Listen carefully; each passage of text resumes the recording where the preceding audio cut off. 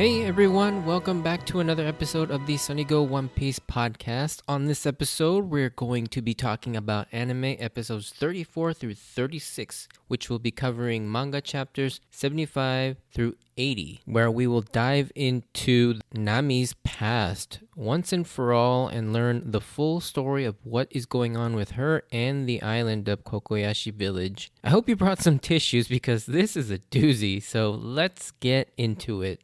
So, the synopsis. We pick up right where we left off, catching up with Luffy and the Straw Hats, hearing of Usopp's death at the hands of Nami, but quickly discovering he's still alive as they're confronted by Nami, demanding Luffy to forget about her and leave, but Luffy of course refuses. We then get a visit from Nojiko, who in an effort to convince them to leave, explains the history of the island and Nami's past, as well as her adoptive mother, and the story of how Arlong came to disrupt all of that. So the difference is, there are only a couple, but one of them is pretty significant, I would say. Well, not in the context of the story, but there's a short scene of Usopp going to Kokoyashi Village first after escaping Arlong Park and looking for Zoro, as he had heard from the fisherman that Zoro was going to Kokoyashi Village. But then, once he discovers that he's not there, he assumes that Zoro is actually going to attack Arlong again, and so he quickly starts running back towards Arlong Park, and this is where the anime catches up and we see him running up that road and then eventually getting his face smashed in by both Zoro and Sanji. And then next we have in the flashback, and then in Bellemere's flashback scenes, they're actually played in a slightly different order. The adoption scene in the hospital actually comes last, and it just happens right after she's gunned down by Arlong, instead of during the part where Genzo tells Nami how Bellemere finds Nami, where it's told more or less sequentially in the anime. This was probably done to make the flow of events easier to understand, and I think I do actually like the way it's presented in the anime better than in the manga. Not that it really makes that much of a difference. And then lastly, the scene where Bellemere is actually shot by Arlong in the manga, she is shot in the head instead of the chest as shown in the anime. This was most certainly done to try and tone down the violence, but curiously, in the manga, we never actually see the bullet go through, but in the anime, they show us the black and white silhouette of the shot going through her chest, so I'm guessing there was something specific with headshots that the censors in Japan had an issue with more so than the violent nature of the scene, but I don't really have any sources to verify that or anything. It just seems odd that the way they showed it in the anime, but the manga, while yes, she gets shot in the head, it doesn't actually show the shot itself. All right, moving on to my thoughts on the episodes. So, after hearing the news about Nami killing Usopp from Johnny, Luffy immediately gets angry and doesn't even for 1 second believe Nami would do such a thing. This is really telling about just how much faith Luffy has in Nami. Just then, Nami herself shows up to tell Luffy and everyone to leave her alone and get off the island. Sanji is freaking hilarious at this moment, especially the line about how love is always a hurricane. And we start to see the beginning of the Zoro and Sanji rivalry as soon as they meet, with Zoro attempting to attack Nami after she confirms she killed Usopp and Sanji stepping in to defend her. And this is really the first real significant example of Sanji's code of chivalry of never attacking women, which I mentioned a few episodes ago. Luffy, after hearing Nami's attempts to get rid of them, doesn't really want to hear it and literally falls over in the middle of the road and falls asleep. Nami gets annoyed at this, understandably, and tells him to do whatever and storms off as Sanji this time takes notice of Nami's reaction, which means at this point, everyone in the Straw Hats don't really believe that Nami is willingly going along with Arlong. We get a short scene where the villagers see a marine ship arrive that want to take down Arlong, led by another ridiculous commander named, this time, Pudding Pudding, which is, I guess, like an onomatopoeia of jiggling sound in Japanese. So, all these marine names are so ridiculous. They quickly get taken out by Hachi, Kuroobi, and Chu. This scene does two things. It highlights just how hopeless the villagers of the island are, that they'll never be saved, and also just how powerful the fishmen are, especially these three, as they are Arlong's main commanders in his crew. Cutting back to Luffy and company, they're all still in the street, but as Johnny and Yosak are increasingly getting worried about getting tangled up with Arlong, they decide to part ways with the Straw Hats. Now, this next sequence is one of my favorite gags. So, Usopp is running to regroup with everyone and reveals to us that Nami did in fact spare him by stabbing her own hand, which, ouch. And that is some commitment on Nami's part and goes to show just how much pain she's willing to take to survive. But at the same time, Zoro and Sanji are talking about whether Nami really did kill Usopp, and Zoro makes a comment about how she may have killed him out of frustration for how Zoro made her look like a small fry, quote unquote, who couldn't even let him die. But Sanji takes offense to this as he thinks he's talking about Nami's breast size, which is hilarious that that's all that's on Sanji's mind right now, and that's how he took Zoro's comment. But then Usopp comes running through and accidentally gets caught up in the crossfire and gets kicked by Sanji and swatted in the face by Zoro's sword sheath. And Luffy's reaction is so funny here.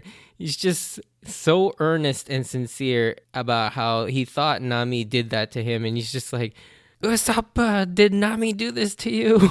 And then in the background, Sanji and Zoro are just sort of half-heartedly taking responsibility for that.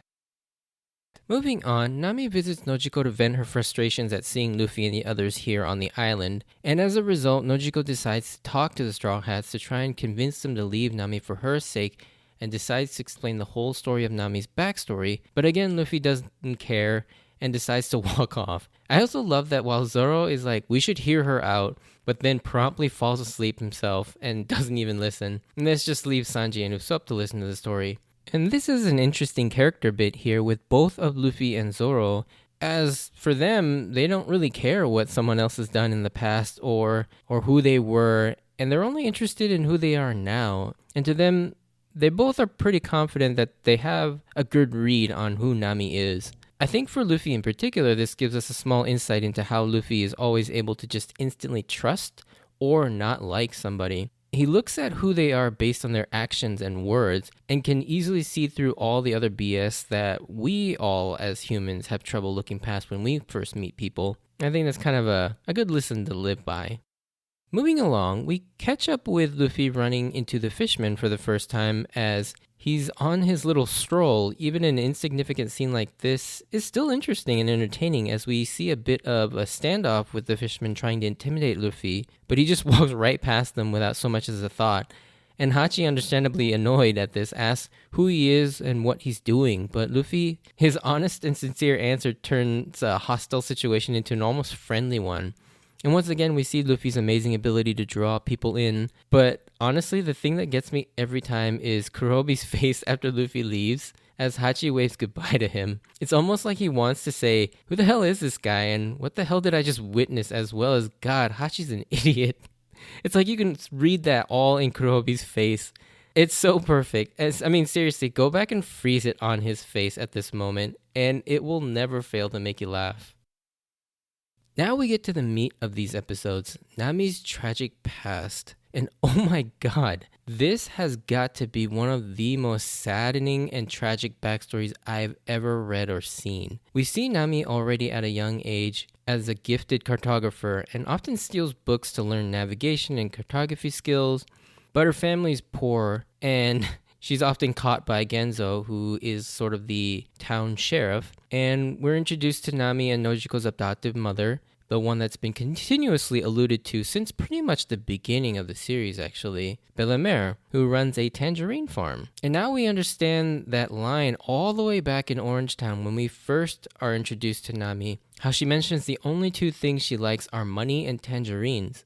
We now know it's because she grew up poor and her family ran a tangerine farm. Of course, as we continue on in this flashback, we learn just how significantly important these two things would go on to be and how they actually ended up shaping Nami. Nami and Bellemere get into an argument over how poor they are and never seem to have any money for anything like new clothes, books, or food. Then Nami says something that I think any parent, especially an adoptive parent, would be heartbroken over. And even when I was a kid reading this scene, you could just tell the amount of hurt this caused Bellemere.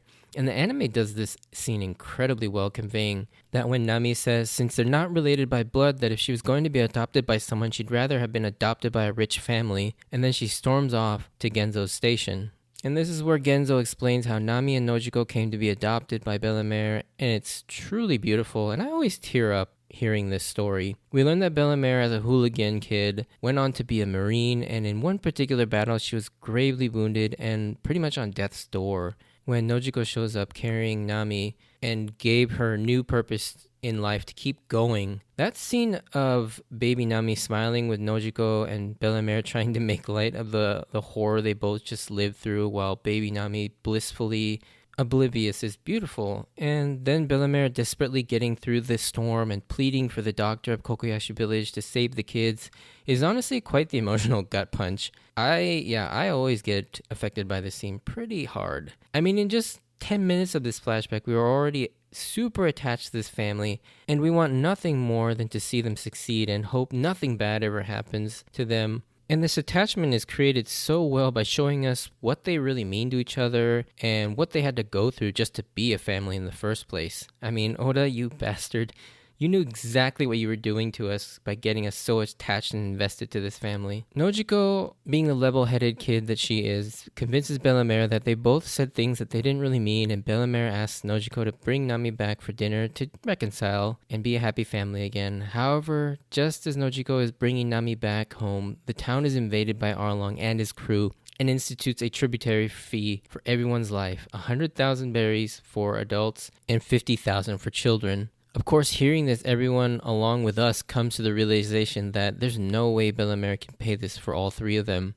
At this point, the tension is insanely high when we think that Arlong missed Bellemere's household, but then at the last minute, smoke is seen coming from it, and damn, the cliffhanger of this episode leaves you on the edge of your seat as Nami and Nojiko are frantically trying to get back to the house to warn Bellemere, and it's nothing short of anxiety-inducing. However, unfortunately, Arlong gets to Bellemere first, and even though Bellemere catches Arlong off guard as she has him at gunpoint, but he quickly chews through the gun itself and subdues her by stepping on and breaking her arm. And this scene's brutal. Seeing how he just crushes her arm like an aluminum soda can and the pain it causes Bellemere, it's so much wincing. It's hard to watch sometimes.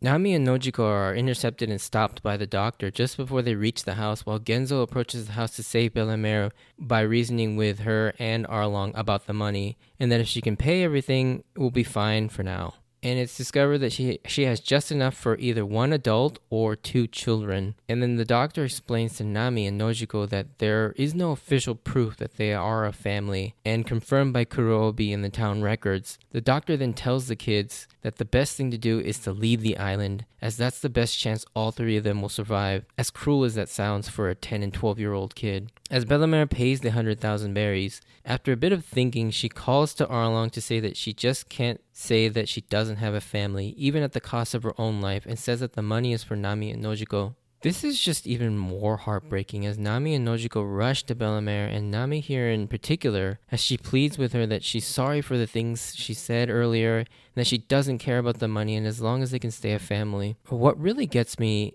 is how she hugs Nojiko with her good arm initially, but then struggles but manages to hug Nami as well with her mangled arm. It's just amazingly touching and heartbreaking at the same time.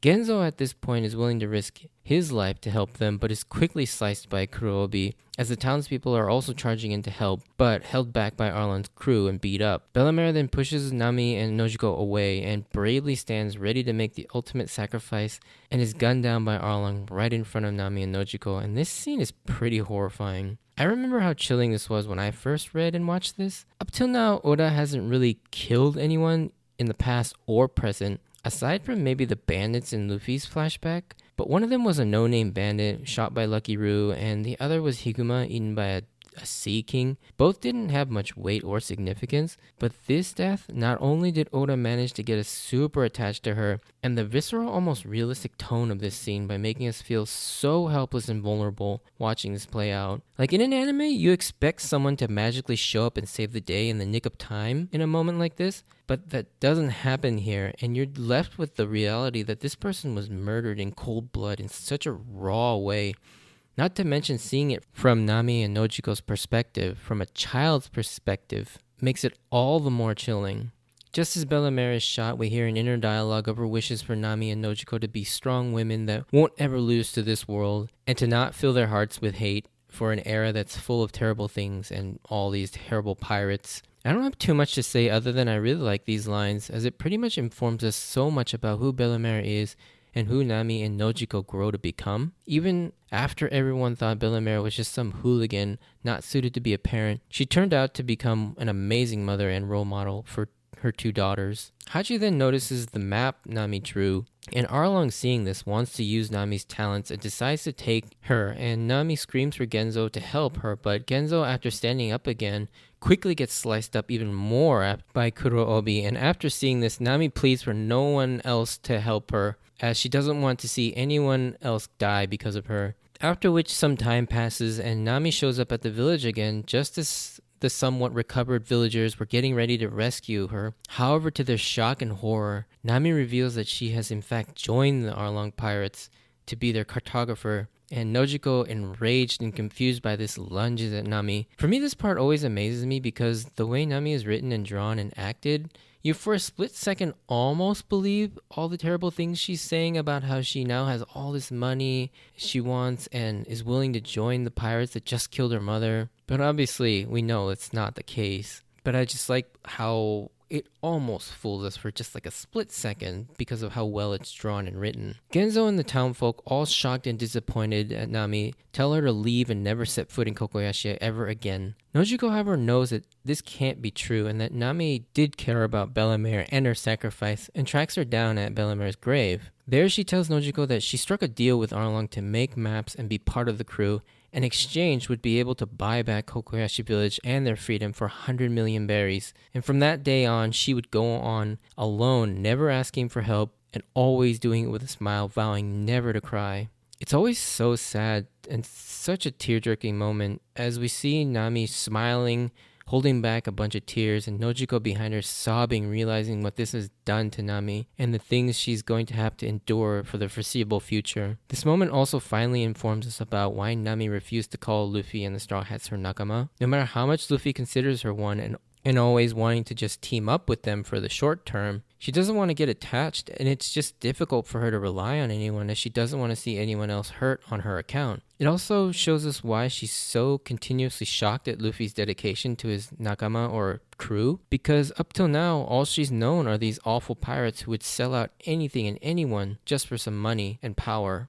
Can I also just say the amount of strength, courage, and endurance that Nami has is incredible. Like, we often talk about the monster trio in terms of their insane physical strength and endurance, and that Nami is just weak compared to them, but in terms of spirit and mentality, she's right up there with them, and even may surpass them. I mean, the life she's had to live for 8 years of her life, giving up her childhood like that and shouldering the hopes and salvation of her entire hometown while working friendly with the murderers of her mother is nothing short of heroic. And I also want to point out a specific quote that Bellemere says the moment she dies about how if you survive, good things will happen eventually. And that particular quote is another one of those that I actually live by to this day and often recite to myself when things get tough or hard in life. And it's true. If you can push past the bad stuff, it's generally going to be temporary. Especially if you work hard towards creating a better future. Nothing lasts forever. And if you can stay strong and weather the bad times, the good times will eventually come. And I've always really loved this quote and philosophy and continue to use it in my regular life.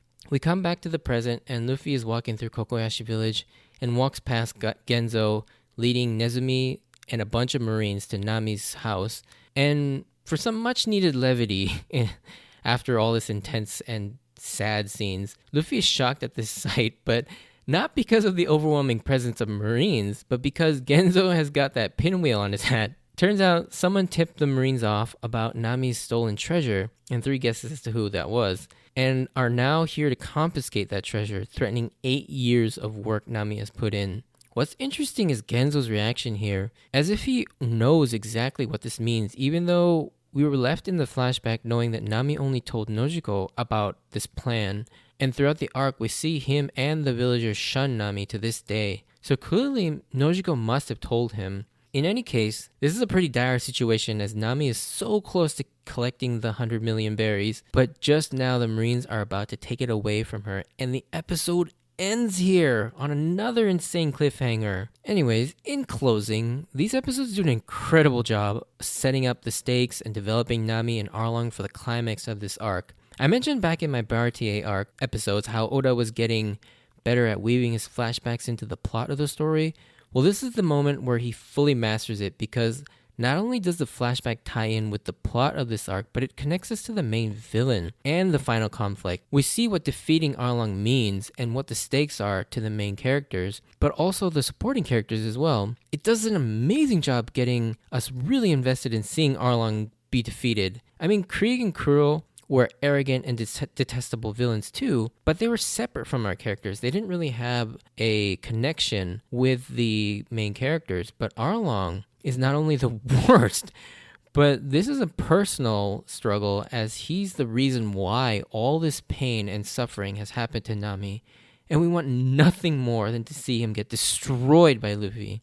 So yeah, next week we get to see easily one of the most epic and iconic moments of the series, and to many people, this is the iconic moment of the series. Although I personally hold 2 other moments higher than this one. But either way, I can't wait to talk to you all about that moment and the next few episodes. If you enjoyed this episode, please send me a like or comment. And if you want to join me on this journey of rewatching One Piece, please consider subscribing. Also, check out my Instagram and Twitter account at SunnyGo Podcast if you want updates of when I post new episodes, and to see, more pictures of my manga collection, as well as I'm going to try and upload other stuff as well. I'm not sure what that's going to be, but yeah, just some fun stuff concerning One Piece. And as always, I wanted to thank you for taking the time out to listen to my podcast, and I hope to see you on the next episode. And this week, there will be no real spoiler section, as pretty much everything here that gets covered is going to be covered mostly in the next episodes anyway, so there's not really much spoiler here. So yeah, I'll see you next time. Bye.